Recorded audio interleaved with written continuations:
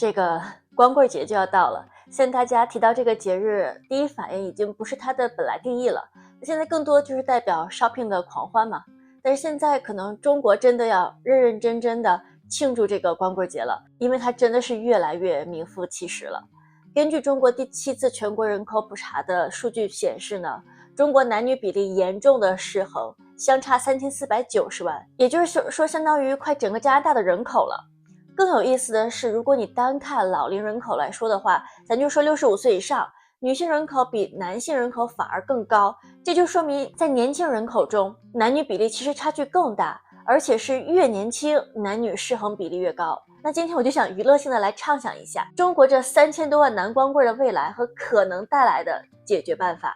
现在我们总是聊剩女，今天我们就来聊聊这些剩男的结局。全国各个年龄男性人口合计比女性人口多3000多万，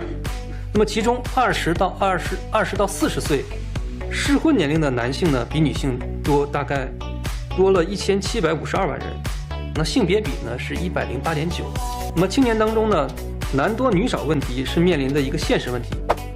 其实世界上跟中国一样男女比例失衡的国家还有像印度啊、阿联酋、沙特阿拉伯这些中东国家，他们的共性都是重男轻女的文化。中国古代一直就有溺死女婴的现象，到了清朝中后期尤为严重。一个是因为中国传统的儒家思想认为男性是传宗接代啊、家族血脉的一个延续，养儿防老嘛，而女孩则是一个赔钱货，嫁出去的女儿泼出去的水，一旦结婚了就是外姓人。另一个是由于清朝中后期呢，后嫁之风盛行，生出来的女儿不仅要成为外姓人嫁出去，还得赔上丰厚的嫁妆，尤其是富裕阶级，女儿的嫁妆不仅要包括金银玉器，还有土地啊、房产等等，就连平头老百姓家也会相互攀比这个嫁妆。看似这种风气是在某种程度上抬高了女性在婚姻中的地位，但其实是把女儿和金钱画了等号，物化女性的同时呢，也让无法承担这种财务重担的家庭把女儿更视为赔钱货。被溺死或遗弃的女婴在清朝中后期十分普遍，在江浙地区呢，甚至有西方传教士专门设立的男子婴儿院，专门收留那些被抛弃的女婴。这样的风气就导致当时社会上男性人口远远多于女性。当这些男婴长大了找不到老婆怎么办呢？于是社会上就又开始流行起抢婚的习俗，其实就是绑架。看中了邻村哪个女孩，就叫来自己的兄弟亲戚一起突然袭击，在女孩毫无防备的情况下强行带走。而被抢的女孩呢，一旦被带走，就会被立即安排婚礼仪式。抢婚者家族呢，就会迅速召集当地的长辈啊，或者是见证人，然后让婆婆妈妈们啊软磨硬泡的强行给女孩换上礼服，然后强行完成了仪式。光棍的问题泛滥，就会造成社会动荡。就像清朝晚期时期的太平天国运动里，不少参与者都是那些成家无望而陷入社会底层，在街上四处流窜的那些单身男性们。扯远了，聊回来，如今社会的男女比例失衡呢，其原因跟100年前本质上没有什么变化，也同样会导致社会各个阶层的矛盾激化。有科研就表明，性别失衡每提高10%呢，犯罪率就会增加30%。所以政府必然会想尽一切办法维持社会稳定，解决这个失衡问题的。那今天社会的解决方案呢，肯定不能跟老祖宗一样抢婚了。现在是法治社会，还有政府这双无形的大手在帮着宏观调控。所以我个人认为呢，会有在形式上很新颖，但本质上相似的文明的办法。以下4点呢，是我个人的一些不负责任的脑洞假想，仅代表个人观点，如有雷同算我牛逼。首先呢，我认为跨国婚姻会有一波热潮。其实国内有些地区已经开始流行跨国婚姻了，比如俄罗斯和越南的新娘，这2个国家都是女多男少。俄罗斯呢，是因为生活习惯和2战期间男性大量伤亡导致的男女比例失衡。越南呢，也是因为战争原因，男性人口大幅减少，曾经也是女多男少。但是由于重男轻女的传统思想呢，不仅男性人口逐渐恢复过来了，反而现在已经出现与中国一样的男多女少的情况。看来以后中国农村的老光棍们想娶越南新娘也没有以前那么容易了。而俄罗斯可能会成为进口新娘的主要途径。首先呢，就是因为中俄的政治上的关系更近，这两国联姻不仅不会动摇民心，反而会亲上加亲。如果是娶来很多的美国新娘啊，那万恶的资本主义思想一腐朽，那还得了。此外呢，俄罗斯经济上呢也不如中国发达，而且俄罗斯男性臭名昭著的酗酒啊、大男子主义啊，让俄国美女觉得，嫁过来给相对温文尔雅的中国男人当老婆，似乎也不是什么坏事儿。两国民间深度合作，甚好。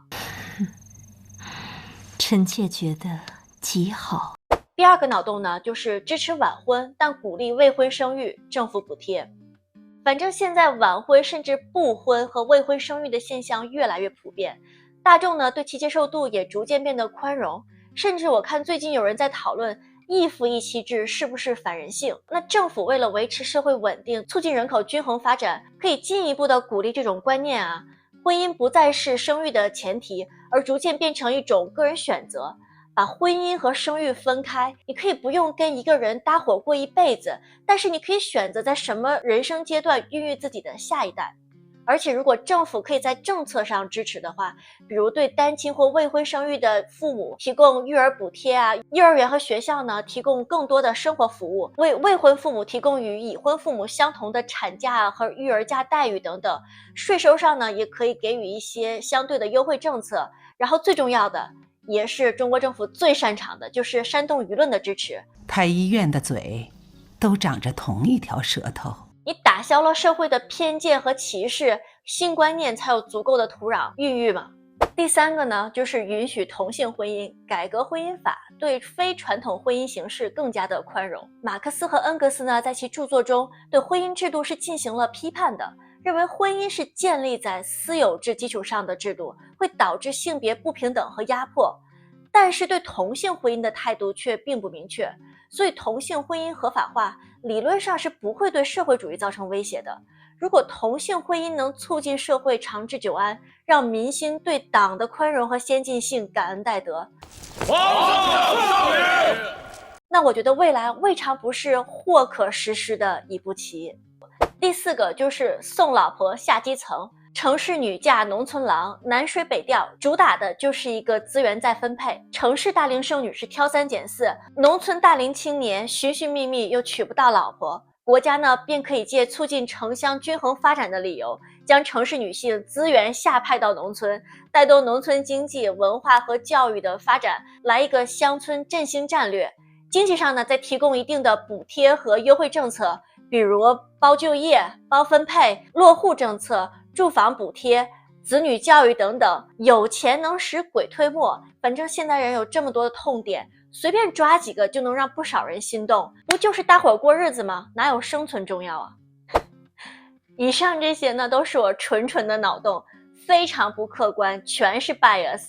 但没准瞎猫就碰上死耗子，还真让哪条给我说中了呢。在此发个视频娱乐一下，大家也就听个乐呵。如果你也有什么脑洞呢，欢迎在评论区留下宝贵的主观臆断，别忘了关注这个胡扯的频道，希望你听得开心。今天也是美好的一天，咱们下期视频见，拜拜。